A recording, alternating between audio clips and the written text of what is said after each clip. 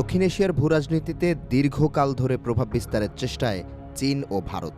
স্বাধীনতার ৫৫ বছরে বাংলাদেশেও এই প্রভাব লক্ষণীয়। তবে সাম্প্রতিক সময়ে এই অঞ্চলে নতুন শক্তি হিসেবে আবির্ভূত হয়েছে তুরস্ক। সম্প্রতি তুরস্কের সামরিক প্রযুক্তি কিরিত লেজার গাইডেড মিসাইল কিনতে আগ্রহ প্রকাশ করেছে ঢাকা। এ লক্ষ্যে আহ্বান করা হয়েছে দরপত্র। এরপর থেকেই দুশ্চিন্তায় ভারত সরকার। দ্য উইক নিউজের প্রতিবেদন বলছে, বেইজিংয়ের বদলে ঢাকার সঙ্গে আঙ্কারার সামরিক সম্পর্ক নিয়ে উদ্বিগ্ন নয়াদিল্লি। ভারতীয় প্রতিরক্ষা বিশেষজ্ঞদের মতে, বাংলাদেশের সাথে তুরস্কের প্রতিরক্ষা সম্পর্ক কেবল অস্ত্র কেনাবেচার মধ্যে সীমাবদ্ধ নেই। তুরস্কের ড্রোন প্রযুক্তি, বিশেষ করে বাইরাক্তার TB2 ড্রোন, বর্তমানে যুদ্ধক্ষেত্রে গেম চেঞ্জার হিসেবে পরিচিত। বাংলাদেশ সেনাবাহিনী এই ড্রোনের পাশাপাশি তুর্কি রকেট সিস্টেম ও সাঁজোয়া যান ব্যবহার করায় ভারতের সীমান্তের নিকটবর্তী অঞ্চলে এক নতুন সামরিক ভারসাম্যের সৃষ্টি হয়েছে। বর্তমানে TB2 ড্রোন ছাড়াও সামরিক বাহিনী ব্যবহার করছে বাইরাক্তারের আকিনজি ড্রোন। রকেট সিস্টেমের মধ্যে রয়েছে TRG-300 টাইগার ও TRG-230। সাঁজোয়া যান হিসেবে ব্যবহার করা হচ্ছে কোবরা 1, কোবরা 2 ও অটোকার আক্রেপ 2। এছাড়াও জাতিসংঘ শান্তিরক্ষা মিশনে বাংলাদেশের সেনারা ব্যবহার করে মাইন প্রোটেক্টেড ভেহিকেল ও MRAP।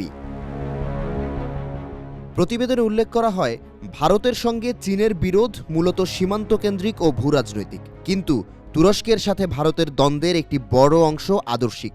বর্তমানে আঙ্কারার প্রধান রিসেপ তাইয়েপ এরদোয়ান নিজেকে মুসলিম উম্মার নেতা হিসেবে প্রতিষ্ঠিত করছেন। পাশাপাশি কাশ্মীরের মতো সংবেদনশীল ইস্যুতে তুরস্কের অবস্থান ভারতের জন্য মাথা ব্যথার কারণ।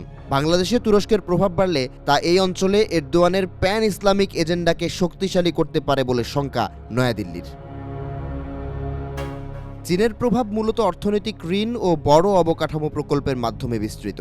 বেইজিংয়ের এই ডেব্ট ট্র্যাপ বা ঋণের ফাঁদ সম্পর্কে সচেতন রয়েছে নয়াদিল্লি, যা মোকাবেলায় ভারতের নিজস্ব কৌশলও রয়েছে। তবে তুরস্কের প্রতিরক্ষা সহযোগিতা এর তুলনায় সস্তা, কার্যকর ও রাজনৈতিক শর্তহীন।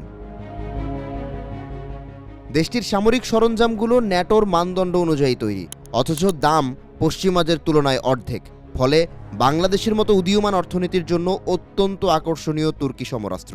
বিশেষজ্ঞরা বলছেন, চীন যখন বাংলাদেশে সাবমেরিন বা ফ্রিগেট সরবরাহ করে, তখন এটি সরাসরি পর্যবেক্ষণ করতে পারে ভারত। কিন্তু তুরস্ক যখন ড্রোন প্রযুক্তি বা সাইবার নিরাপত্তার মতো ক্ষেত্রে সহায়তা দেয়, তখন তার প্রভাব শনাক্ত করা কঠিন হয়ে পড়ে। এছাড়া তুরস্কের ড্রোন প্রযুক্তি পাকিস্তানের সামরিক শক্তিকেও ব্যাপকভাবে বৃদ্ধি করেছে, যা ভারতের জন্য তৈরি করছে দ্বিমুখী সংকট। ঐতিহাসিকভাবে প্রতিরক্ষা সরঞ্জামের জন্য বাংলাদেশ চীনের উপর নির্ভরশীল, কিন্তু বর্তমানে তুরস্কের দিকে ঝুঁকে পড়ার মাধ্যমে বাংলাদেশ তার প্রতিরক্ষা উৎসে বৈচিত্র্য আনছে। ভারতের ভয় হলো, তুরস্ক ও পাকিস্তানের মধ্যে যে গভীর সামরিক সম্পর্ক রয়েছে, তার একটি ছায়া বাংলাদেশের উপর পড়তে পারে। এটি চিকেন স্নেকে তৈরি করছে নতুন চ্যালেঞ্জ।